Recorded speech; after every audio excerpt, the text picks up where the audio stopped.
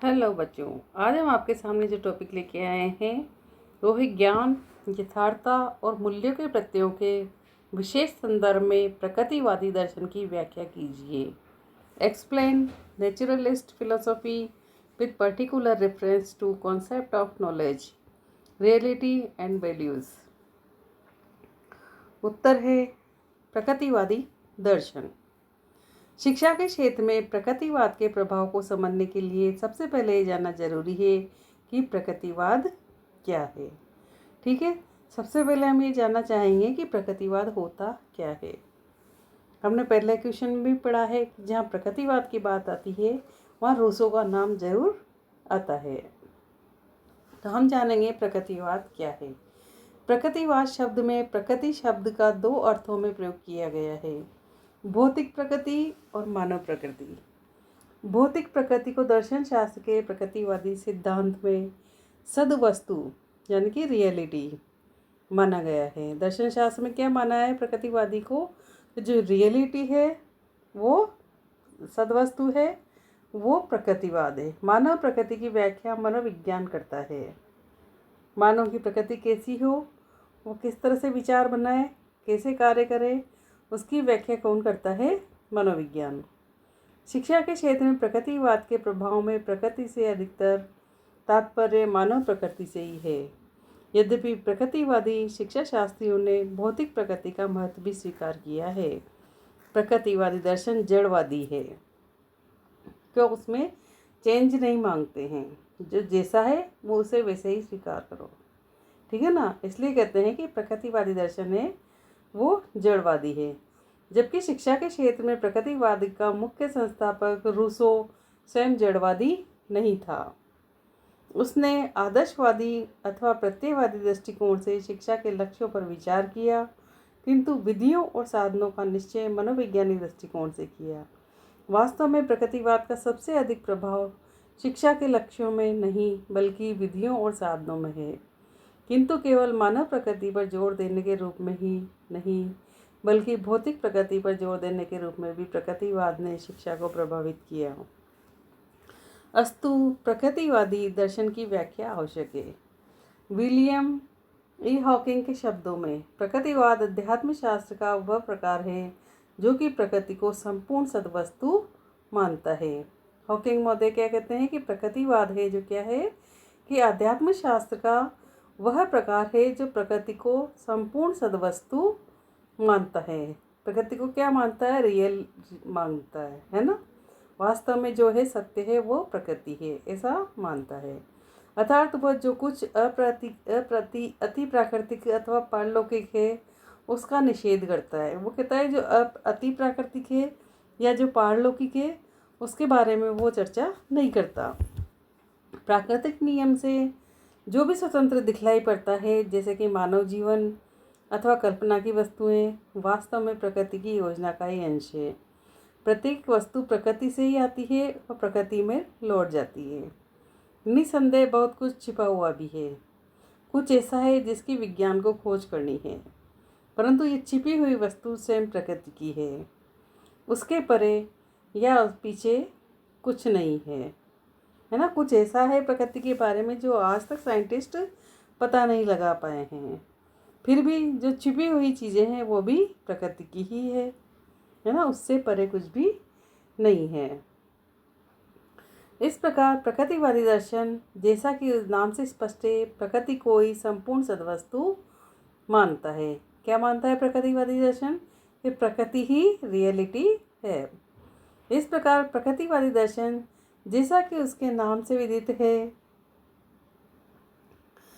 प्रकृति को ही संपूर्ण सद्वस्तु मानता है। इस प्रकार प्रकृतिवाद विज्ञान में आस्था रखता है, क्योंकि विज्ञान के सहारे हम प्रकृति के रहस्यों का पता लगा सकते हैं। ये भी सत्य है कि हम विज्ञान के सहारे ही प्रकृति के नियमों को जान पाए हैं और आगे भी जो प्रकृति को जानेंगे वो विज्ञान के नियमों के अनुसार ही जानेंगे।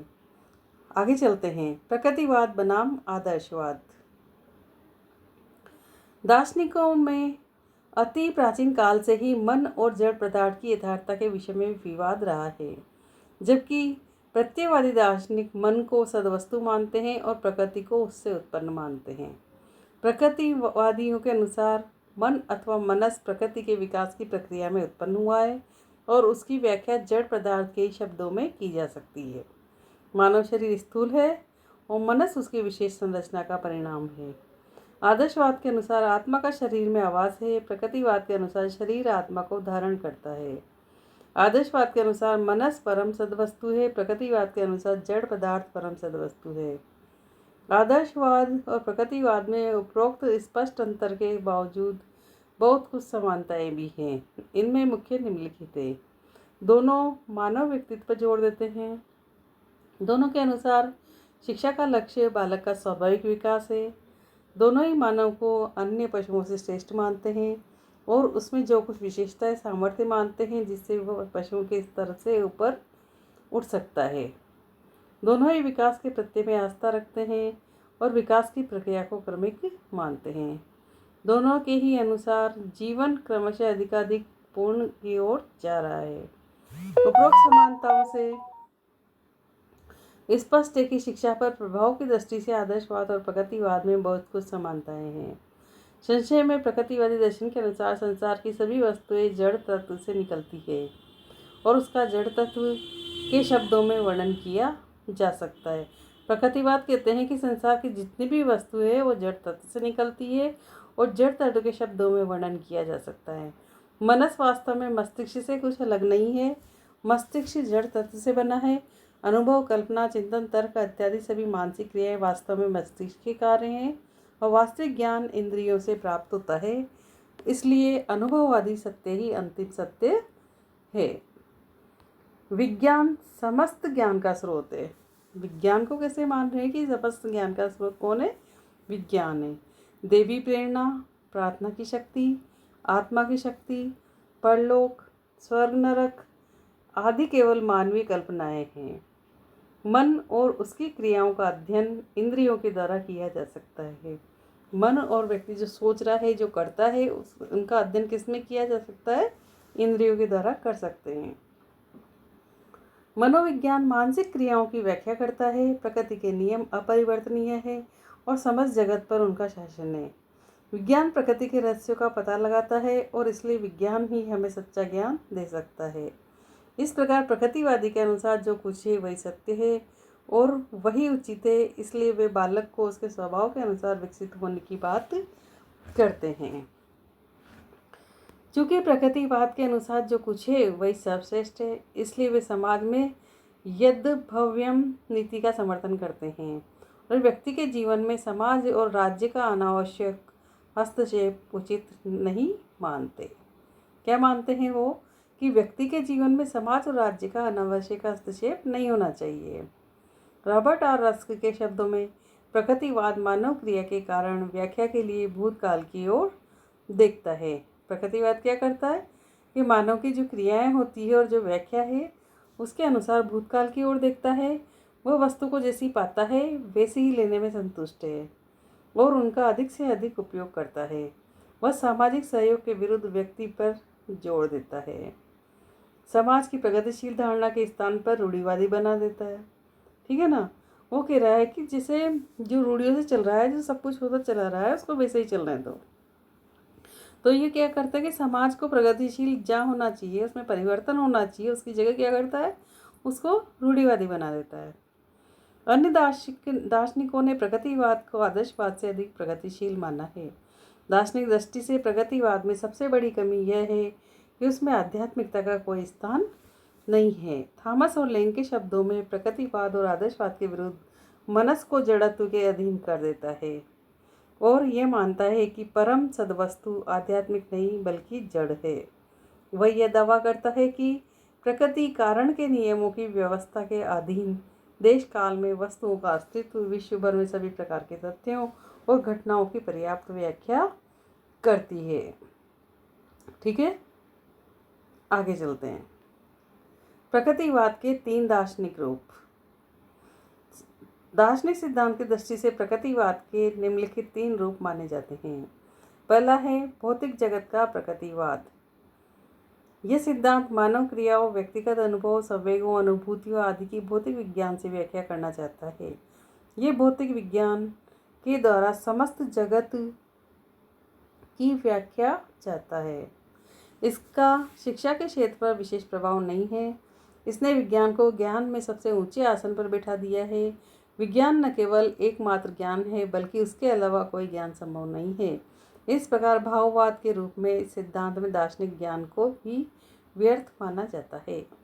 दूसरी जो बात थी वो यांत्रिक प्रकृतिवाद है। इस सिद्धांत के अनुसार समस्त जगत यंत्र के समान कार्य कर रहा है। वह यंत्र जड़ तत्व का बना है, जिसमें स्वयं उसको चलाने की शक्ति है। यानी कि बोल रहे हैं कि प्रकृति स्वयं अपने को चलाती है ना, उसको कोई नहीं चला रहा है। इस प्रकार प्रकृतिवाद का ये रूप जड़वाद है। जड़वाद के अनुसार जड़त्व ही सब कुछ है और जो कुछ है वह जड़ है। व्यक्ति एक सक्रिय यंत्र से अधिक कुछ नहीं है। उसमें परिवेश के प्रभाव के कारण कुछ सहज क्रियाएं होती है। यंत्रवाद के प्रभाव से मनोविज्ञान में व्यवहारिक संप्रदाय का जन्म हुआ, जिसके अनुसार समस्त मानव व्यवहार की व्याख्या उत्तेजना अनुक्रिया के शब्दों में की जा सकती है। व्यवहारवादी जड़ तत्व से अलग चेतना का कोई अस्तित्व नहीं मानते। चिंतन, कल्पना, स्मृति आदि सभी मानसिक प्रक्रियाओं की व्याख्या शारीरिक शब्दों के द्वारा करते हैं। इनके अनुसार मनुष्य और पशु की क्रियाओं में कोई अंतर नहीं है। इन दोनों की ही व्याख्या उत्तेजना अनुक्रिया के शब्दों में की जा सकती है। मनुष्य में भी उत्तेजना होती है, पशु में भी उत्तेजना होती है। मनुष्य भी अनुक्रिया करते हैं और पशु भी अनुक्रिया करते हैं। इस प्रकार व्यवहारवाद समस्त मानव व्यवहार की यांत्रिक प्रक्रिया के रूप में व्याख्या करता है। प्रकृतिवाद के इस रूप ने शिक्षा के क्षेत्र में व्यापक प्रभाव डाला है। तीसरी जो बात है वो है जैविकीय प्रकृतिवाद। प्रकृतिवाद के इस रूप ने शिक्षा के क्षेत्र में सबसे अधिक प्रभाव डाला है। इसी ने प्राकृतिक मानव का सिद्धांत उपस्थित किया। विकासवाद पशु और मानव विकास को एक ही क्रम में मानता है और मनुष्य की आध्यात्मिक प्रकृति को नहीं मानता और उसकी प्रकृति को मानव पूर्वजों से मिला हुआ मानता है। इसलिए मनुष्य और पशु स्वभाव में बहुत कुछ समानता है। जैविकीय प्रकृतिवाद के अनुसार जगत में समस्त प्रक्रिया और समस्त प्रकृति की व्याख्या भौतिक अथवा यांत्रिक क्रियाओं के रूप में नहीं की जा सकती, क्योंकि जीव जगत में विकास मुख्य घटना है। सभी प्राणियों में जीवन की प्रेरणा होती है और इसलिए जीवन का निम्न से उच्च स्तरों का विकास होता है। कि जीवन की प्रेरणा सभी प्राणियों में होती है, सभी में जीव होता है और उसको जो जीवन जीने की प्रेरणा होती है वो निम्न से उच्च की ओर होती है। ठीक है। विकास के समस्त लक्षण मानव व्यक्ति के जीवन में देखे जा सकते हैं। वह क्या रूप लेगा और किस प्रकार वृद्धि करेगा, ये सब विकास के सिद्धांतों से निश्चित होता है। जबकि पशु जगत में विकास की प्रक्रिया केवल भौतिक स्तर तक ही सीमित है। मानव प्राणियों में वह सबसे अधिक मानसिक, नैतिक और आध्यात्मिक स्तरों पर ही बढ़ती है। केवल मानव व्यक्ति ही नहीं बल्कि मानव समूह में भी विकास की प्रेरणा होती है और वे इसलिए विकसित होते हैं तथा उनमें विकास के ही नियम काम करते हैं जो व्यक्ति के विषय में लागू होते हैं। चार्ल्स डार्विन ने विकास की प्रक्रिया में अस्तित्व के लिए संघर्ष और उपयुक्ततम की विजय के सिद्धांतों को महत्वपूर्ण माना है। इसके अनुसार आत्म संरक्षण ही प्राकृतिक जगत में सबसे बड़ा नियम है। मुझे उम्मीद है इस क्वेश्चन से आपको काफ़ी हेल्प मिलेगी। हमारे चैनल को लाइक शेयर सब्सक्राइब करें, कमेंट करना ना भूलें। जय हिंद, जय भारत।